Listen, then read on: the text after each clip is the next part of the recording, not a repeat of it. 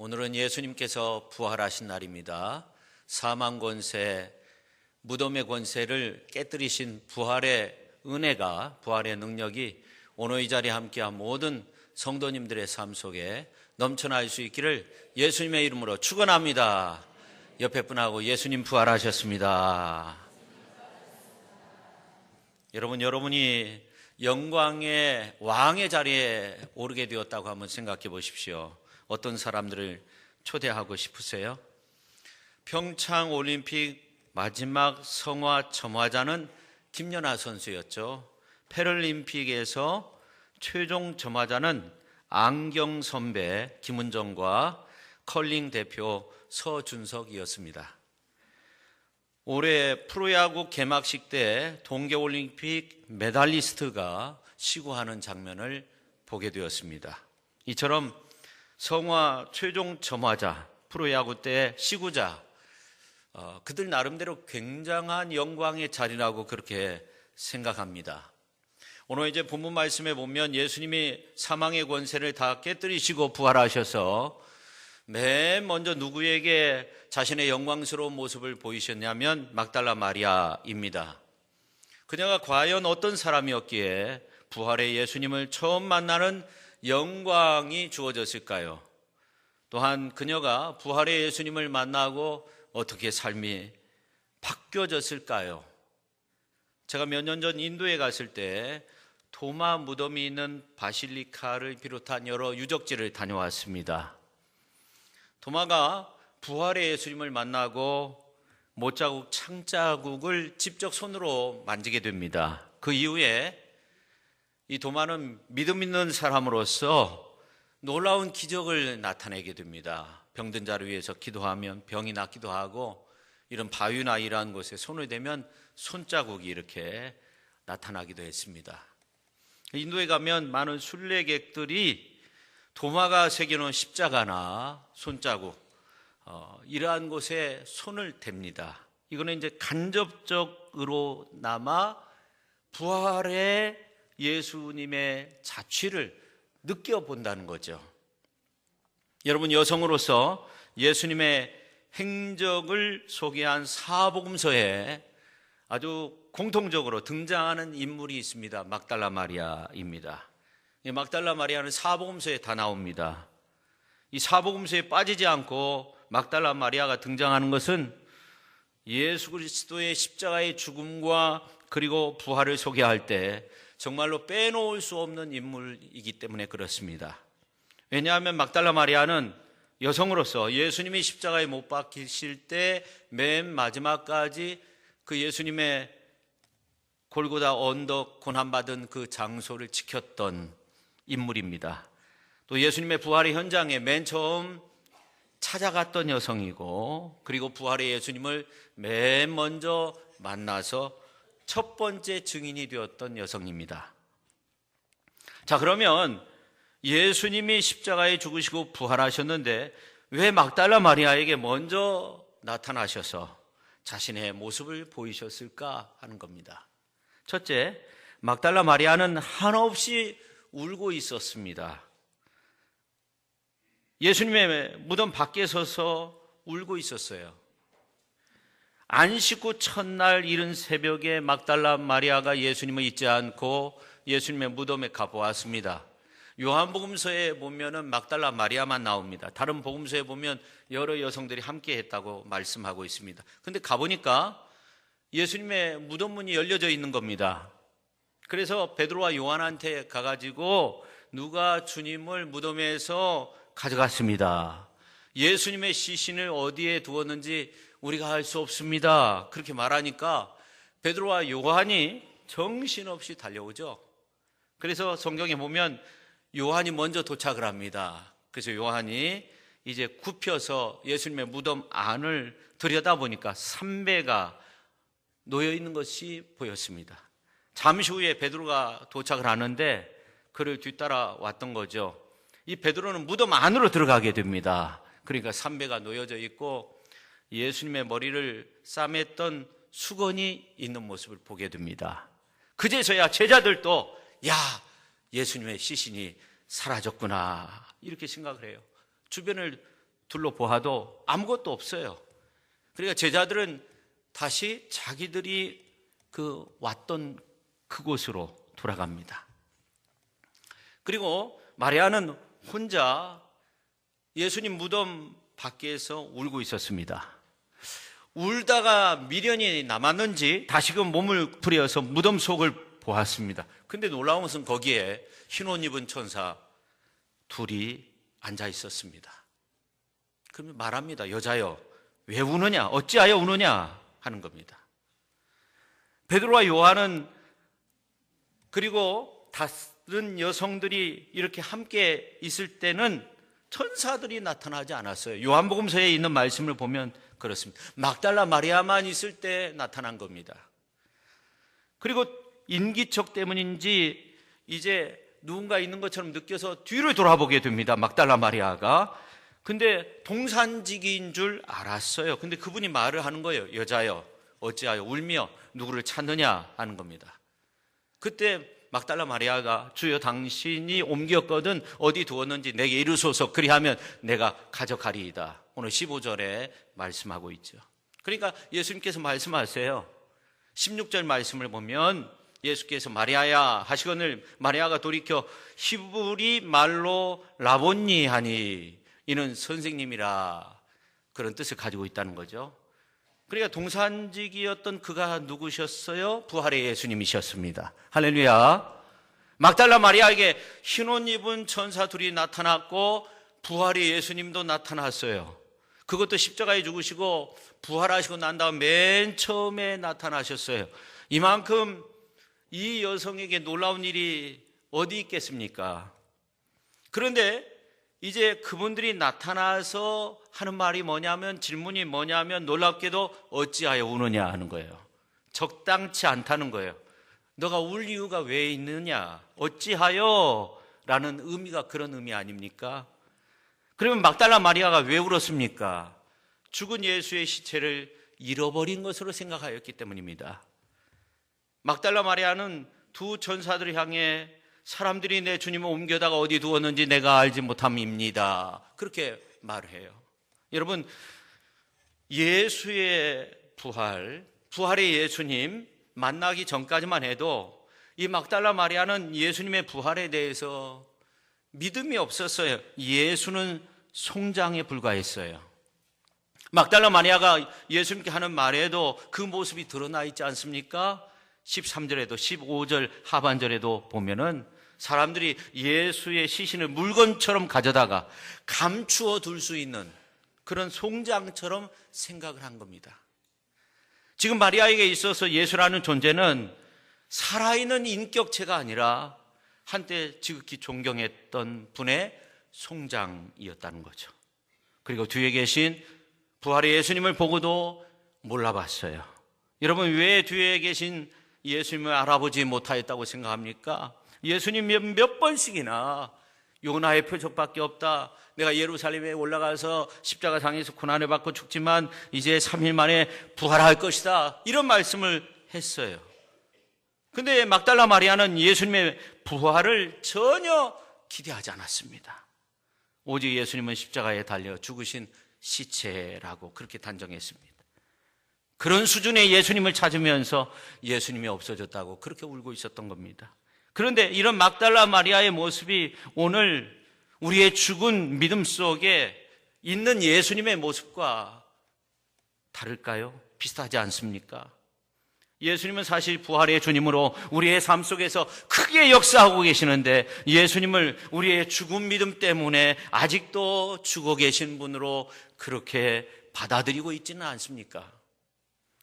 우리 대한민국에 있는 성도들 가운데 이런 모습을 지니고 있는 분들이 많이 있어요. 교회 가운데도 그런 분들이 있을 수 있고, 그 다음에 선교 활동하시는 선교사님들 가운데도 이런 모습을 지니고 있는 분들이 있을 수 있습니다.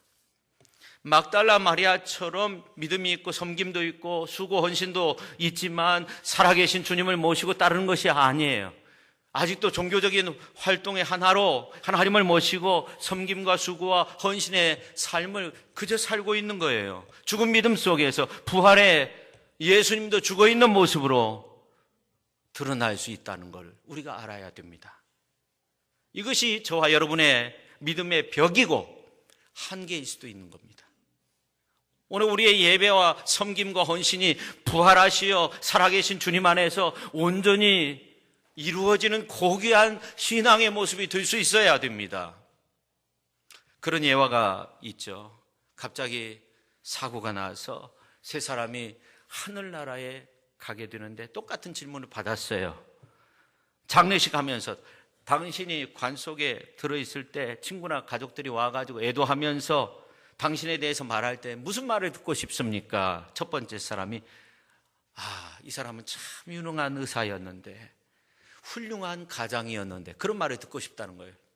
두 번째 사람은 아주 훌륭한 남편이었는데 그리고 아이들의 미래를 바꾸어 놓는 훌륭한 교사였는데 세 번째 사람이 말했습니다. 저는 이런 이야기가 듣고 싶습니다. 저 사람이 움직인다. 그 말을 듣고 싶다는 거예요. 재밌는 이야기입니다. 여러분 한번 생각해 보세요. 죽음에서 3일 만에 부활하신 예수님이 무덤의 문을 박차고 많은 사람들에게 나타나셨어요. 예수님이 가장 듣고 싶은 말이 무엇일까요? 아직 저분 죽어 있는 분이야. 살아있는데 그런 말을 들었을 때 예수님이 가장 마음 아플 거예요. 분명 예수님은 부활하셔서 살아계신 분으로 인격적인 대우를 받고 싶어 하실 거예요. 그런데 너무나 많은 크리스찬들이 예수를 믿으면서도 예수를 라헬이 라반의 집에서 훔쳐 가져온 드라빈처럼 그렇게 죽은 송장을 옮기듯이 이런 때는 가져가고 저런 때는 필요 없으니까 놓고 가고 이런 식으로 생각. 오늘 이제 말씀 보세요. 막달라 마리아가 하는 말을 보세요. 누군가 예수님의 시신을 가져갔는데 내가 가져오겠다는 거예요. 우리의 관념 속에, 우리 자신의 상식 속에, 가치관 속에 주님을 가두어 둘 수 있다는 겁니다. 그러나 주님은 내가 생각한 것보다 훨씬 더 크고 위대하신 분. 주님은 송장이 아니에요. 주님은 동산지기가 아니에요. 주님은 크신 하나님이 되십니다. 상식을 초월해 계시는 분이 되십니다. 생명의 주 하나님이 되시는 줄로 믿으시기를 바랍니다. 사실 예수님은 당신이 죽었다가 다시 살아날 것을 여러 번 말씀하셨어요.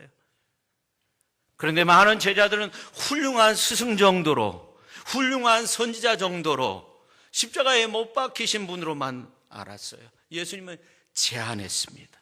극히 제한하고 있습니다. 우리는 정말 주님의 살아계심을 믿어야 합니다. 여전히 절망의 눈물만을 흘리고 있어서는 안 되는 겁니다. 성도 여러분, 혹시 선한 일 하다가, 주의 일 하다가, 주의 복음 전하다가 낙심해 있지 않습니까? 그렇다면 여러분의 삶의 자리에 열심은 있지만 예수님은 죽어 있는 그런 모습이 될 수 있다는 거예요. 아직도 부활의 예수님이 아닌 죽은 시신을 찾는 그 모습이 되어서는 안 되죠. 우리들이 추구해야 하는 예수는 죽은 시신처럼 우리의 삶에 아무런 영향을 끼칠 수 없는 그런 분이 아니라는 거예요. 살아서 역사하시는 예수님이 되십니다. 살아서 언제나 우리와 함께 하시고 우리의 삶 가운데 나타나셔서 우리를 일으켜 세워주시는 부활의 예수님이 되시는 줄로 믿으시기를 바랍니다.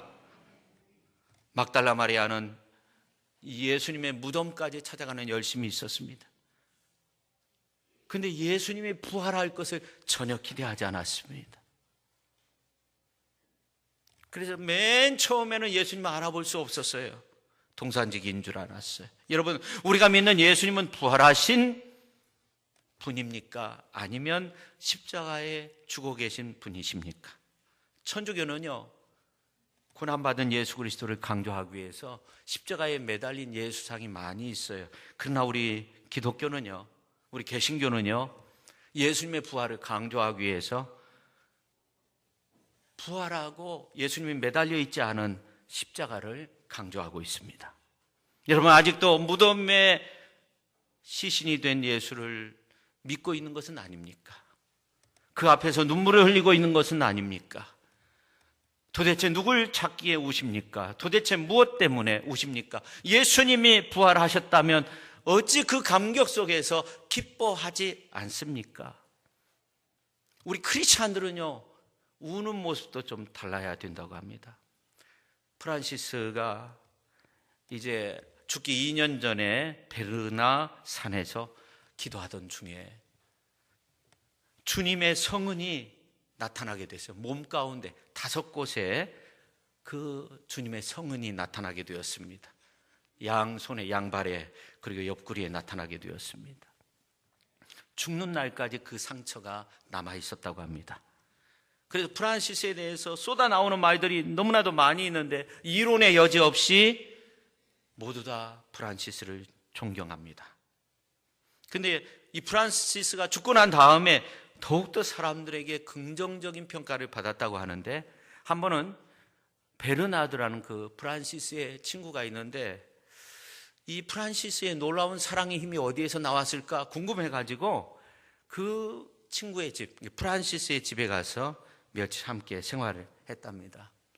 특이한 점이 별로 없는 것 같아요. 근데 특이한 점이 있는데 한밤중에 갑자기 일어나서 침상에서 무릎을 꿇고 기도하는 겁니다. 오 나의 주님, 이 한마디를 외치고 눈물을 흘리는 거예요. 조금 있다 또 기도합니다. 오 나의 주님, 눈물을 흘리는 겁니다. 계속적으로 그렇게 기도를 하는 겁니다. 그러니까 이 베르나드가 발견한 것은 프란시스에게는 하나님의 그 사랑에, 주님의 사랑에 너무나도 감격해서 드리는 이 감사의 눈물이 있었다는 거예요. 그 감격, 사랑의 눈물이 있었다는 거예요. 그래서 이 베르나드가 상당히 부유한 사람이었는데 동거한 이후에 며칠 같이 지내고 난 다음에 자기의 재산을 프란시스가 하는 그 사랑의 운동을 위해서 내놓았다고 하죠. 우리는 어찌 보면 막달라 마리아처럼 믿음이 없는 눈물이 아니라 프란시스처럼 살아계신 하나님의 사랑에 감격해서 흘릴 수 있는 그러한 눈물. 물론 이제 막달라 마리아도 이제 그 속에는 여러 가지 어떤 생각들이 있었겠죠. 근데 한편에는 예수님의 시신이 보이지 않는다는 믿음이 없는 눈물이죠. 그래서 주님의 사랑에 감격하며 프란시스와 같은 그런 정말 눈물을 흘릴 수 있는 아름다운 삶을 살아야 될 줄로 믿습니다. 그 다음에 이제 두 번째, 막달라 마리아가 누구인가 하는 겁니다. 여러분, 이 시대에 꼭 필요한 여성의 이름이 성경에 나온다고 합니다. 이름이 뭔지 아십니까? 막달라 마리아라고 합니다. 이해가 안 되십니까? 한 가지 물어볼까요? 예수님이 이제 12제자와 함께 공생애를 이렇게 지내시는데, 예수님이 이제 공생애 지내실 때 그 사역을 도왔던 여성들이 있어요. 대표적인 여성이 막달라 마리아입니다. 누가복음서 8장 1절에 3절에 있는 말씀을 보면 그 후에 예수께서 각 성과 마을에 두루 다니시며 하나님의 나라를 선포하시며 그 복음을 전하실세 12제자가 함께 하였고, 또한 악귀를 쫓아내심과 병 고침을 받은 어떤 여자들 곧 7 귀신이 나간 자 막달라인이라 하는 마리아와 또 여러 여성들이 있었다. 자기들의 소유로 섬겼다, 그런 말씀이 나옵니다. 여기서 섬겼다는 말은 굉장한 큰 의미가 있습니다.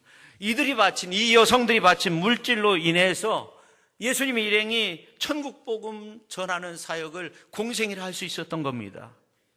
그리고 이들도 함께 성경 말씀 가운데 보면 기쁜 소식을 전했습니다. 이 섬겼다는 단어가 제자들에게 사용하는 단어라는 겁니다. 귀신 들리고 병 가운데 있던 여인들이 치료함을 받고 사도들 못지않게 귀한 사역을 감당한 여성들이 되었다는 겁니다. 예수님의 제자들은 물질적으로 부유한 사람이 거의 없었어요. 근데 7 귀신 들렸던 막달라 마리아가 치료함을 받고 또 여러 여성들이 이제 치료함을 받고 섬김으로써 귀한 사역을 감당할 수 있었다는 겁니다. 막달라 마리아는 7 귀신이 들렸던 여성이었습니다. 사도들 버금가는 훌륭한 여성이었습니다. 한때는 정신이 온전치 못했던 여성이었습니다. 더군다나 그녀는 막달라인이라고 하는 것은 과거의 매춘부였던 사람을 일컫는 말로 17세기에서는 사용되었다는 겁니다. 그러니까 이 여인은 아주 천한 여인이었다는 거죠. 그래서 누가복음서 7장 하반부에 있는 말씀을 보면 용서받은 한 여성이 나와요. 이 여성이 향유를 예수님의 발에 붓고 눈물로 적시면서 머리털로 예수님의 발을 닦아드리는 그런 장면이 나옵니다. 예수님도 인정했어요. 어떤 말씀을 했냐면 누가복음서 7장 47절 48절에 있는 말씀을 보면 그의 많은 죄가 사하여졌도다. 이는 그의 사랑함이 많음이라. 그가 죄가 많이 있었는데 죄사함을 받아서 사랑의 마음이 컸다는 거예요. 근데 여기에 나오는 이 여성이 막달라 마리아다, 그렇게 해석을 합니다. 왜냐하면 바로 이어지는 8장 1절부터 막달라 마리아에 관한 이야기가 나옵니다. 그러니까 예수님, 부활의 예수님은 맨 처음 수제자 베드로에게 나타난 것이 아니고 사랑하는 제자 요한에게 나타난 것도 아니고 가장 추한 자, 밑바닥 인생인 막달라인 마리아에게 영광스러운 부활의 모습을 보여주셨습니다. 사실 막달라 마리아는 새벽 어두울 때 무덤을 향해 달려가는 열정이 있었습니다. 근데 그 열정이 누가복음서에 있는 내용들과 이렇게 비춰볼 때 사랑에 대한 열정이 있었어요.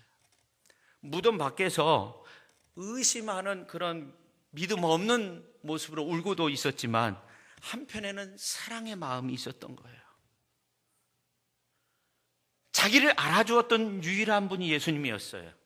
자기의 질병을 치유해 줬어요. 무서운 귀신의 세력에서 온전하게 자유를 허락하신 분이 예수님이셨어요. 자기의 온 정성, 온 재산을 다 드려도 아쉬운 분이에요. 그분이 없다는 게 너무너무 마음이 아픈 거예요. 시신까지도 보살펴드리고 싶은 그 사랑의 마음이 있었어요. 여러분, 믿음은 부족해도요, 사랑은 놀라운 능력을 발휘하는 겁니다. 제가 이렇게 목회하면서 보면 아내 때문에 교회에 나와가지고 예수님 믿고 구원받은 남편들 많이 있어요. 여러분, 주님께서 십자가에 달려 죽기 전날 밤 마가다락방에서 이런 말씀했어요. 나를 사랑하는 자는 내 아버지께 사랑을 받을 것이요 나도 그를 사랑하여 그에게 나를 나타내리라. 요한복음서 14장 21절에서 말씀하고 있어요.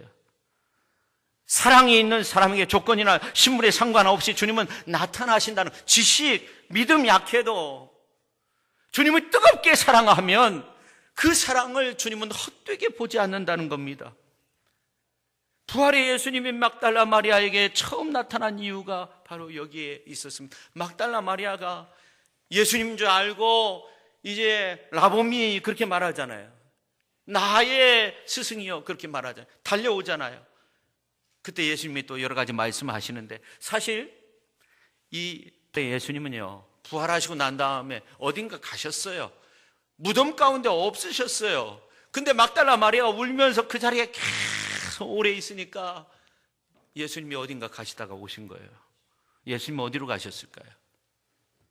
천군천사의 말이나 예수님의 말씀을 우리가 묵상해 보면 예수님은 이제 내가 부활하고 난 다음에 갈릴리로 간다고 그렇게 말씀했어요. 제자들 만나기 위해서 갈릴리로 간 거예요. 근데 이 성경을 보면 갈릴리로 간 것이 아니에요. 맨 처음 어디로 가요? 맨 처음 누구한테 나타나셨어요? 막달라 마리아한테 나타난 거예요. 이게 성경 해석이 안 돼요. 이 부분의 해석을 잘 해야 되는 거예요. 여러분, 사랑의 눈물은요 진주보다 값진 거예요. 요즘은 사랑의 눈물이 사라져서 문제가 되는 경우가 많아요. 남녀간에 싸우고 헤어지고 난리죠. 그전엔 자녀가 뭐 잘못되면 어머니가 눈물 흘리면 다 손들고 나왔어요. 남편이 문제가 있으면 아내가 울면 그냥 천부의 의지 없어서 하는 마음으로 다 나왔어요. 근데 요즘은 그런 눈물이 사라졌어요. 진실한 눈물. 여러분, 사랑의 눈물이 헛되지 않음을 알려주는 것이 주님께는 시간을 다투는 아주 시급한 문제였다는 겁니다. 부활의 영광을 우리 아버지 하나님께 보여주고 싶은 마음도 있고, 그뿐만 아니라 제자들에게 갈릴리로 가가지고 빨리 보여줘야 되는데 막달라 마리아가 한없이 우는 거예요. 너무나도 절절하게 그렇게 우는 겁니다. 여러분, 눈물에 대한 시 가운데 김춘수 씨가 쓴 내가 가던 그날은, 그런 시가 있더라고요. 내가 가던 그날은 나의 가슴이 가녀린 풀잎처럼 설레였다. 하늘은 그린 듯이 더욱 푸르고 내가 가던 그날은 가을이 가지 끝에 울고 있었다. 구름이 졸고 있는 산마루에 단풍잎 발갛게 타며 있었다. 내가 가던 그날은 나의 가슴이 부질없는 눈물에 젖어 있었다. 여러분은 우리에게도 주님을 향한 그 사랑의 눈물이 있어야 되는 겁니다. 진정한 사랑의 눈물, 의심의 눈물이 아니라 사랑의 눈물. 여러분, 이 부활은요, 믿음으로 체험하는 것이 아니라 사랑으로 체험하는 거더라고요. 오늘 이제 말씀을 묵상해 보니까 부활의 주님은 사랑으로 만날 수 있는 거더라고요. 이론적으로 믿는 것이 아니라 사랑으로 만날 수 있는 거더라고요. 이것이 부활의 신앙이더라고요. 왜 여러분이 부활의 주님을 만나지 못합니까? 믿음이 없어서입니까? 열심히 적어서입니까?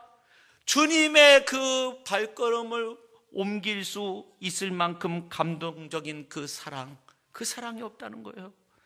여러분, 솔직히 말해서 우리가 정말 이 막달라 마리아나 이 초대 교인들처럼 그 부활의 주님을 사랑한다고 하면 제가 볼 때는요, 이 지역이 완전히 변화될 거예요. 완전히 그냥 부활절 축제가 이루어질 거예요. 그렇지 않습니까? 세 번째, 그러면 왜 주님께서 이런 엄청난 일을 행하셨을까? 막달라 마리아에게 왜 사도들에게 가지 않고, 이 사도들이요, 나중에는 이 막달라 마리아가 와가지고 내가 주를 배웠다 이런 이야기를 하니까 믿지 않았어요. 마가복음 16장 9절에서 11절에 있는 말씀을 보면, 이제 첫날 이른 아침에 살아나신 후, 예수님이 살아나신 후 일곱 귀신 쫓아내어 주신 막달라 마리아에게 먼저 보이시니, 마리아가 가서 예수와 함께하던 사람들이 슬퍼하며 울고 있는 중에 이 일을 알림해 그들이 예수께서 살아나셨다는 거 믿지 않았다는 거예요. 막달라 마리아에게 보이셨다는 것 또 믿지 않았다는 거예요. 예수님 살아나지 않았다는 것도 믿지 않았을 뿐만 아니라, 어떻게 살아나셨다고 해도 어떻게 이 막달라 마리아한테 먼저 보이실 수가 있느냐는 거죠. 나한테 와야지. 베드로 여인 나한테 와야지. 요한이 나한테 와야지. 왜 이 여성한테 가느냐는 거예요. 그러니까 이 부활의 주님은요, 완전히 뭐예요? 우리의 삶을 뒤바꿔 놓는 분이에요. 여러분, 절망할 필요 없어요. 막달라 마리아처럼 그렇게 간절한 사랑, 눈물 어린 사랑의 마음 품고 있으면 돼요. 스위스의 교육자 칼 히티라는 분이 인생의 최고의 날이 어떤 날인가에 대해서 말한 적이 있어요. 그건 뭐냐면 자기의 사명을 자각하는 날이다. 근데 참 놀라운 것은 부활의 예수님 막달라 마리아에게 맨 처음 나타나가지고요, 이 사도들의 생각도 완전히 바꿔버리잖아요. 이러한 가운데 오늘 17절 중반절에 있는 말씀을 보면 놀라운 사명이 막달라 마리아에게 주어지는데, 너는 내 형제에게로 가서 이르라 하는 거예요. 내 형제에게로 가라. 막달라 마리아가 가서 제자들에게 내가 주를 보았다 그렇게 증언하는 사람이 되어야 한다는 겁니다. 주의 형제가 누굽니까? 사도들 아닙니까? 주의 제자들이 아닙니까? 이르라, 이 말이 오늘 17절 중반절에 나와 있는데, 이거는 구약에서 선지자들을 향해서 주시는 말씀입니다. 주의 말씀을 태어날 때 쓰는 표현입니다. 그러니까 이 막달라 마리아는 부활의 예수님 만났죠. 사명을 깨달았죠. 이 막달라 마리아는 평생토록 예수 부활을 증거하는 사람이 되었을 겁니다. 복음서에만 막달라 마리아가 나오지만 분명 그랬을 거예요. 여러분, 부활의 예수님이 우리를 값지게 보는 것은 뭐냐면, 우리의 어떤 신분이나 우리가 성별이나 어떤 지식이나 능력이나 우리가 가지고 있는 지혜나 이러한 것이 아니라 주님에 대한 순수한 사랑이 있느냐 하는 겁니다. 오늘 우리가 순수한 사랑이 있느냐? 아무것도 없어도 부활의 주님을 진심으로 내가 사랑하는 마음만 있으면 인생의 역전 드라마는 쉬운 거라니까요. 놀라우게 일어나는 거예요. 세상 후패에도요, 진실한 사랑은 통하는 거 아닙니까? 주님의 십자가의 죽음은 완전한 패배가 아닌 진정한 승리의 사건을 이루었어요. 그 사건의 중심에 막달라 마리아가 서 있는 거 아닙니까? 부활의 영광을 맨 처음 본 겁니다. 목수가 바리새인이나 서기관보다 훨씬 낫다는 거예요. 그 사건이 예수 그리스도의 부활의 사건 아닙니까? 주님의 부활이 복된 이유는 우리에게 임할 하나님의 나라가 어떤 나라인가를 보여주고 있는 것입니다. 여러분, 애벌레를 나비로 보시는 부활의 주님을 기억하십시오. 할렐루야. 계란을 큰 닭으로 보는 하나님을 바라볼 수 있어야 돼. 죽은 자를 산 자를 부르듯이 나사로야 부르신 그 주님이 생각나십니까? 시체를 향해서 청년아 일어나라고 부르신 주님의 은혜가 생각나십니까? 그러므로 주님의 부활을 믿는 사람은 어떤 사람도 멸시하잖아요. 신분이나 아무것도 사람을 평가하지 않아요. 멸시하지 않아요. 왜냐하면 주님께서 부활로 그 모든 담을 다 허물어 뜨셨어요. 세상의 지식이나 세상의 그 무엇도 우리가 소중하게 생각하는 그 무엇도 다 부활의 주님이 허물어 뜨리신 거예요. 당시 그 권위자들, 사도들 다 마다하고 막달라 마리아에게 가셨어요. 주님의 평가는 오직 그가 주님을 어떻게 사랑하느냐 하는 것. 주님 볼 때 우리를 향해서 네가 나를 얼마만큼 사랑하느냐, 그걸 평가하시는 거예요. 오늘 우리가 부활의 영광 가운데서 주님을 찬양하며 주 앞에 영광 올려드리면서 믿음의 승리의 길을 걷는 우리 모두가 될 수 있기를, 뜨거운 주님의 사랑 받은 자로서 그 사랑을 늘 간직하고 그 순수한 부활의 주님에 대한 그 사랑, 주님의 발걸음을 옮길 수 있는 그런 훌륭한 믿음의 사람으로서 살아가실 수 있기를 예수님의 이름으로 축원합니다. 기도하겠습니다. 아버지 하나님 감사합니다. 막달라 마리아에게 부활의 주님이 나타나셔서 그의 소망이 되었습니다. 모든 제자들의 사고, 그 당시 크리스찬들의 생각을 다 뛰어넘는 놀라운 일을 행하셨는데, 막달라 마리아처럼 그 순수한 사랑, 그런 아름다운 모습 속에서 부활의 주님을 바라볼 수 있는 저희들 되게 하여 주옵소서. 예수님의 이름으로 기도하옵나이다. 아멘.